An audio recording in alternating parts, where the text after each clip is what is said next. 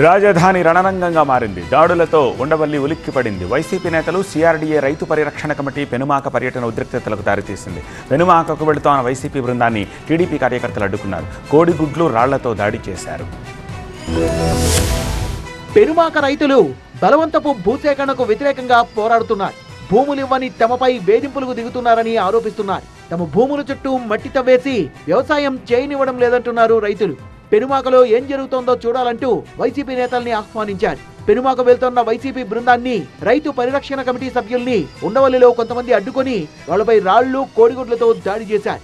ఈ దాడిలో రాయి తగిలి కానిస్టేబుల్ కు రక్తస్రావమైంది. హుటాహుటిన కానిస్టేబుల్ ను ఆసుపత్రికి తరలించారు పోలీసులు. రైతులకు మద్దతుగా వెళ్తుంటే టీడీపీ కార్యకర్తలతో దాడులు చేయిస్తారా అని ప్రశ్నించారు అంబటి రాంబాబు.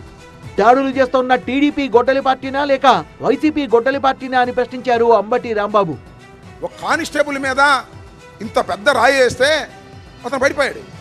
అది నాకు తగిలితేనో లేకపోతే పెద్ద ఆయనకి తగిలితేనో చావాల్సిందేనా? మేము ఏమిటి దాడుని అడుగుతా ఉన్నా, నారా లోకేష్ గారిని అడుగుతా ఉన్నా, చంద్రబాబు నాయుడు గారిని అడుగుతా ఉన్నా. వడ్డలి పార్టీ మాదని మీరు ప్రచారం చేసి మీరు దాడులు చేసి మమ్మల్ని చంపడానికి, కానిస్టేబుల్ని కొట్టడానికి ప్రయత్నం చేసేటటువంటి ఒక దుర్మార్గమైనటువంటి పాలన ఇవాళ ఈ రాష్ట్రంలో జరుగుతుందా లేదా చెప్పాలని మనం వైసీపీ నేతలు రౌడీల్ని వెంటేసుకొని వెళ్లారన్నారు హోంమంత్రి అనిత. వైసీపీ వాళ్ళు అమరావతిలో పర్యటించడానికి ఫస్ట్ ఆఫ్ ఆల్ వాళ్ళకి ఎటువంటి అర్హత లేదు. అదే అమరావతి గడ్డ మీద రైతులు రోడ్డు మీదకి వచ్చి వాళ్ళు ధర్నాలు చేసుకుంటే ఎన్నిసార్లు లాఠీ చార్జీలు చేయలేదు.